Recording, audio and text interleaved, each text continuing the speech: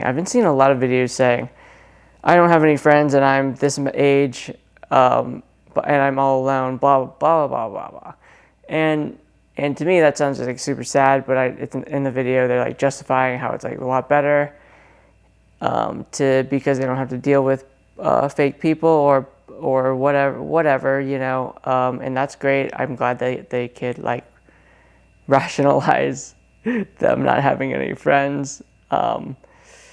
But here's a hot take. It's kind of sucks to have 0 relationships in your life. Is that a hot take or that's just like true? There's like a book that goes something like The Good Life, and I think it has something to do with how they kind of just double down on saying how the only thing that really matters in their lives are relationships, and that's what kind of gives you the enjoyment and pleasure of living, because without these things then you just have a bunch of shit, no one to share it with. And it sounds, I mean, it's cool being introverted, and I get, having your alone time, but if you have nobody to talk to or nobody to like that loves you or you love, then it's just like, you are missing a huge part of life. And I'm sure whoever's been justifying that too, they're a part of them wants that as well. And I think anyone who says that they don't is like bullshitting themselves. But anyways, here's some ways to make friends having, I don't know, in general. But if you're chronically ill and need help making friends, this is for you. I might have dodged the point a little bit, but here, anyways, let's just go with how I've been able to make a bunch of people who are there for me, I'm there for them, just like relationships that I've been able to nurture and grow, maybe same word, throughout the years. And I used to have 0 friends. I was bullied all the time. I had like nobody, and I was self-conscious, and I was like really, I was insecure. I was really introverted. I mean, I think I was extroverted, but I was just too shy, right? Because I'd been bullied so much, I was afraid what other people thought. Blah blah blah. Anyways, I remade myself in high school. If this is any merit of being homecoming king, and then I just made a ton of friends, people I still talk to from this day from high school, and it's been like years, like I don't know, like 10, 14 years. But anyways, here's how I did it. 16 years. Oh my gosh, it's been 16 years since high school. But here's how I did it. The hardest part was saying hi to people, and I kept saying hi, kept doing my best to be my full self around others and comfortable with being myself.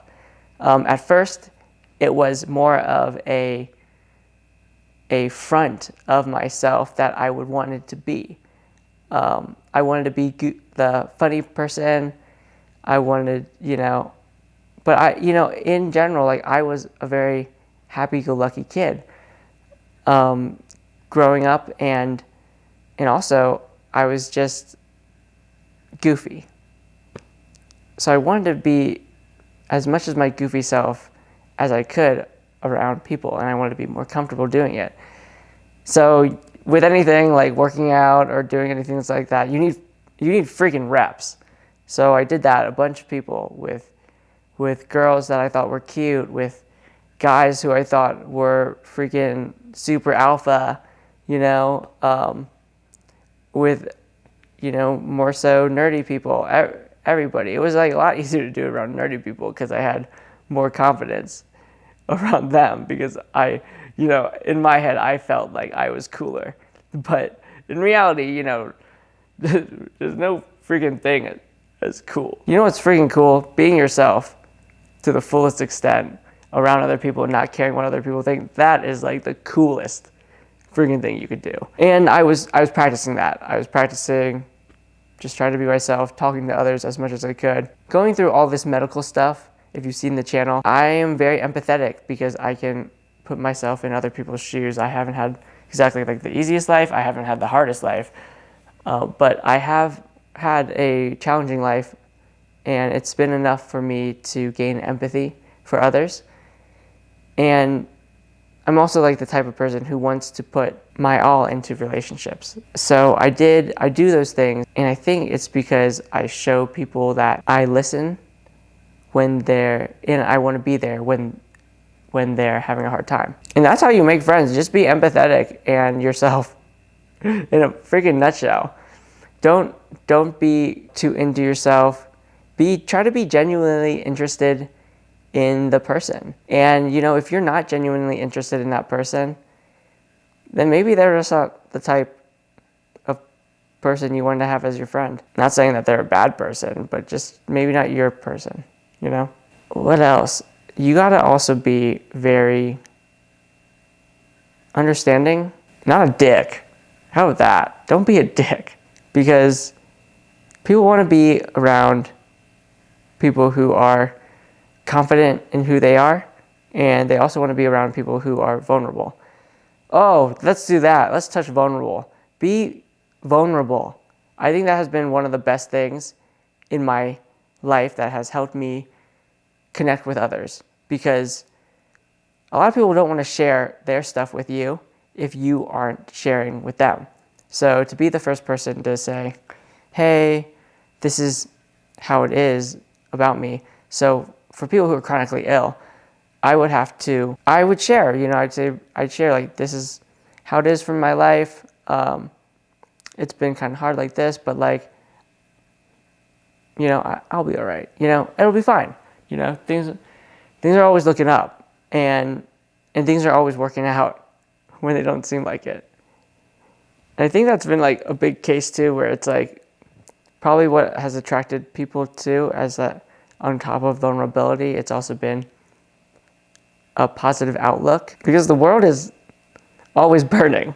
The world is always burning, to somebody. And it's refreshing to see some people, living a happy, joyful life and just being positive, having fun.